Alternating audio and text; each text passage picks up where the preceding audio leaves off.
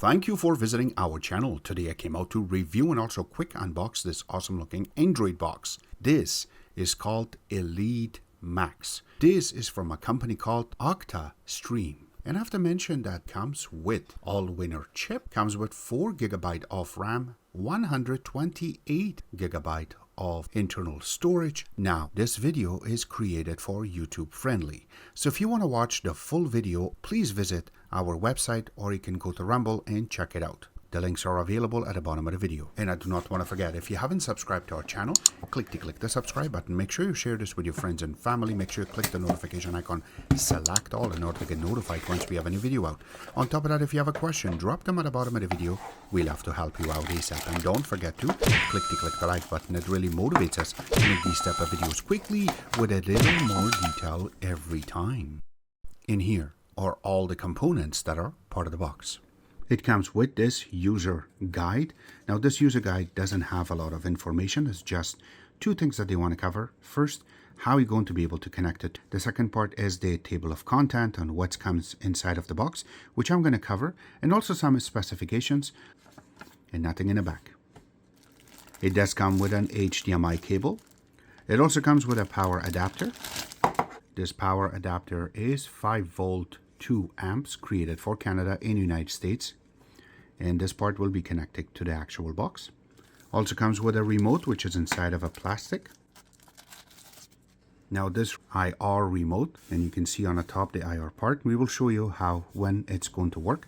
There are some indications in the back on you're going to be able to program this with your TV if your TV do come with IR functionality. And these are the buttons that you're going to be able to play with for your TV. So the power, volume up and down, and then set, which means is more input. And then the red one is going to be for your box. Now the navigation key is really created nicely with the OK in the middle, but around it you have the volume up. At the bottom of it you have the volume down, and then you have the APG, channel up, channel downs in the bottom. Then you do have the mute button. Now if you look down a little more, you have home, menu, and the return key or going back. You have numeric buttons right on the bottom. Then you do have the little period, and then you have the delete button. If you look down a little bit, you have a shortcut for live TV, which is very mandatory for all the boxes to have this. And then you also have the VOD button. Now if you look down, you also have the static mouse, the information button. And if you look in the bottom, you have the shortcuts for the popular button. You also have the quick support button, and if you really look, it really nicely cut this part. When you flip it in the back, there's a little part that you can open and put 2 AAA batteries, which is not included in the box. But once this is there, and then once you put the batteries inside, and close the back. Now to test it out, to make sure your remote do work, if you point it towards a camera, and you don't have to film it, you just have to look through it, because you cannot see that through your naked eyes, and you can see that it is blinking. That means your remote is functional. Now the big moment is the actual box itself, sitting inside of a little plastic so it doesn't get scratched up. But once you take it out, it is nice and pretty cold. I really like that. This is all looks like it's metal, it's not plastic, and this part looks like mixed with plastic, but this is how it looks. Yes, the antennas are part of it. It is not detachable, but once you look at it, this is how it really looks. It has their name really nicely written, and on the top writes the company name. But once you go to the front, you do have the little LED that will show you your time and more information. You have a little light over here too, so once you turn it on, it should turn different color. Then you do have the micro SD card slot, and then you have 2 USB 2.0. You do have a little hole here for restoring, just in case if you ever mess up something. You do have the antennas, which is really good to have. And then you have the IR connection, which means is you can extend the IR, but the part is not coming inside of the box. You do have the SPDIF for the optical audio connection. You have an AV port, which you can connect to older type of TV. Again, connection is not part of it. And then you have the HDMI connection. You have a LAN connection, and then also the power source. So this is how you're going to be able to power it up. And then you have the second antenna. Now when you go to the other side, there's nothing here. But once you flip it in the bottom, there's no holes for ventilation. And you have 4 little legs, so it can sit on the table properly, and then you can move it back and forth. Yes, you can, but it's not that much that it will hurt you. And if you have something heavy, one of the cables that are very heavy, it's not going to move it back, which is really good. But once you look in the bottom also, you have a little sticker which will give you your serial number and MAC address. And then at the bottom right over here, it will tell you your voltage, just in case if you have a misplaced your power. Then this way you can grab another one, or you can order from the internet, and that way your box will work again. Enough said about it. Let's get this connected. For CEC purposes, we will connect the HDMI first, and then we will connect the power. So two things you can see. First is the light, and then it says booting. So once it's totally on, there you go. Then you're going to see this as a time. So as soon as you turn it on, this is the first screen you're going to see. Oh yes, it has a animation. And this is the main page. I really like how they have been designed, and there are some spots that I have to blur out, but here we go. So from the top, name of the company, and then going on the right hand side, you have the Bluetooth icon, and then you have huge icon for Light Live, and then VOD, replay, all apps, and then setting. In the bottom, all of these little icons that you can see are shortcuts. And once we start playing with it, we're going to add more apps into this so you can see how it's possible. But just to show you how it's done, you just have to click on it, and then you can select one of these. And as soon as you select, and then you press back, it just changes to that icon. Such an easy task to process. Now when you go on the bottom, you have some little shortcuts, which this one is going to go to the browser. Then you have some folder, and you can also quickly check your speed on what type of speed do you have. If you want to delete some apps, you want to get some assistance, and then you can add more if you wish.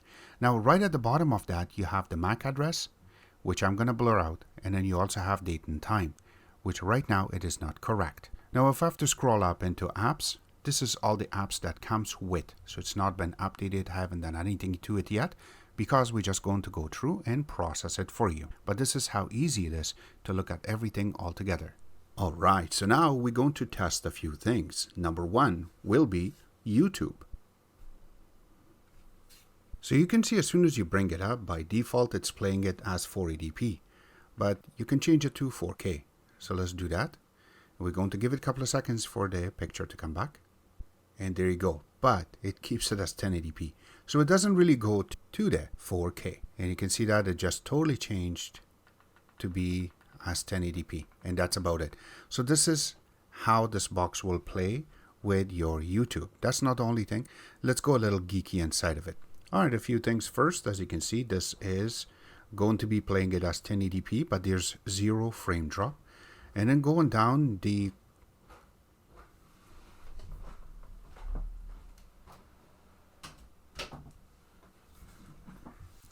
so number one,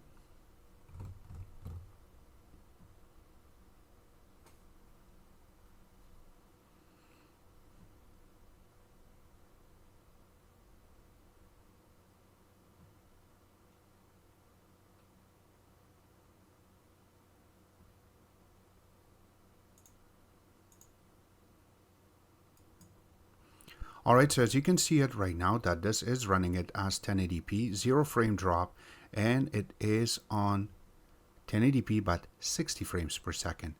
The codecs that it's using is ABC1 and OPOS in order to get this nicely and very clear and vibrant on the screen. The next thing we're going to capture will be the AIDA64. Under AIDA64, there's a lot of information that has been jam-packed in it, so this way you can get more glimpse of what type of box you have. So something like the manufacturer says Google. I know that these guys are still working on the box, so I'm sure that that can change. But the model number is Elite Max, and then the board, even the brand, it says is Google. But again, going down, you have 4 GB of RAM, how much has been used, how much has been available to you. Internal storage on this is 128, but you can see that how much right now is available. This is the USB that we connected, so we can play some videos on this, but you can see how much is available. Now the rest of them is taken care of by the OS. the partition on the OS. This box do require a little bit for cache, and on top of that, the apps that we installed so we can test it out. The Bluetooth version on this is 4+. It is all-winner H313 and H616. It is quad-core processor in its Cortex-A53 running on 1512 megahertz cores that are sleeping and playing. I see that it goes almost to the top to the end and then goes back all the way to the bottom, which is really good. Now CPU utilization is roughly about 30%, which is really good. Native resolution on this is 1080p, but the GPU on this is Mali G31, which is a single core processor running on 60 Hz. And the OpenGL on this is 3.2. That means some games will work for you flawlessly. Now underneath of network, you can see that 5G is supported, and that's what we're always looking for. Under Android itself, it is running Android 12, which is snow cone, and you can see the API level is 31. On the terminal, they have left everything here, so you can see the CPU terminal is about 60%. Remember, if you go above 78%, that is going to be very hot, except that it will get around warm. So this is cool, which is really good. Again, the DDR is the RAM, and you can see that too. The GPU itself is roughly about same amount of, because it's all on the same board. Codecs is something that you guys always ask for. So here you go. All of the codecs that you're looking for is going to be inside of this. You can pause the video so you can see it. So something like VP8, VP9, MPEG-4, HEVC, and also H63, H263, H264, and also AVC. It's all going to be inside of it. Now, Google also brought some for the all winners, as you can see it right over here. So that's why certain things will work a lot smoother than the other. But it's all here that you can look for, or you're asking for.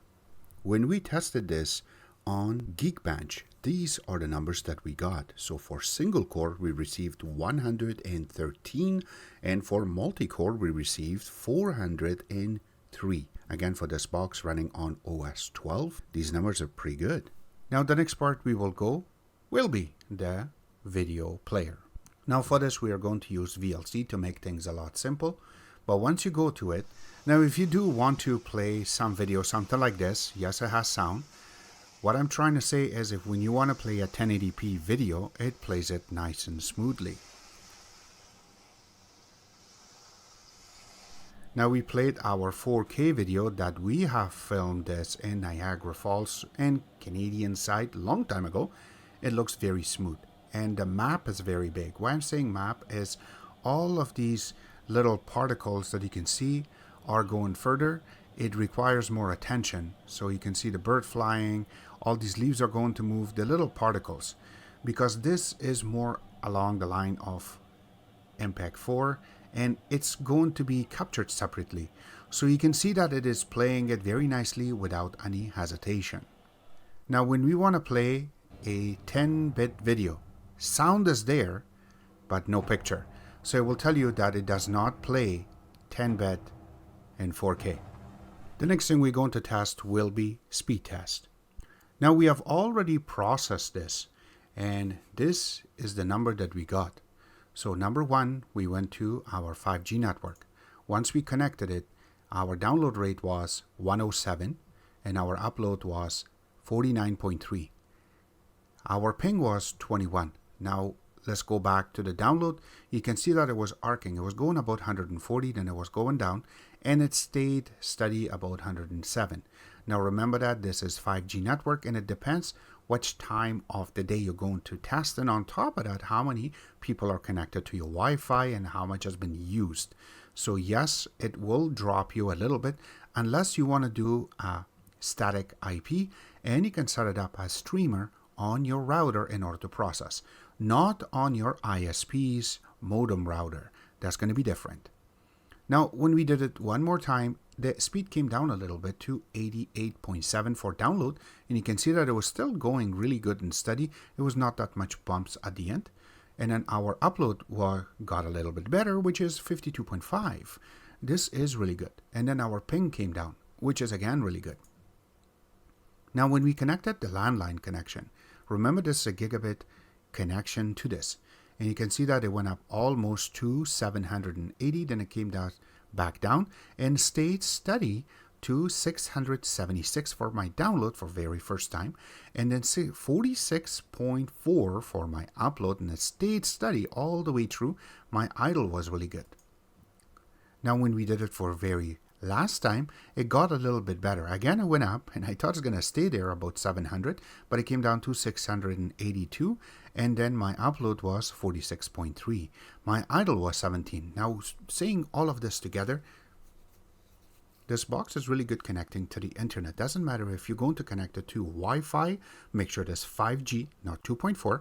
And also when you're connecting it as a LAN, make sure that your wire are about Cat 5e and above. And on top of that, your router is your own and not your ISP, because they're going to toggle down certain things for you. So I started testing certain things, and yes, it's good to have your own router, and then that way you can get better internet out of it, even wired wise. Even if you want to stream or you want to going to play certain games, that will really help you out. But on this box, it's really mandatory to create it that way, and it will work for you with the landline a lot better. So that way you know you have the internet speed and that grasp that you're looking for. All the links will be available at the bottom of the video, and this was our take. I hope you guys like our video. If you do like it, click the like button, subscribe button on the top, comment on the bottom. Always remember to visit our own website, which is xctex.info. Like us on Facebook, follow us on Twitter, Instagram, and other social networking places, and thank you.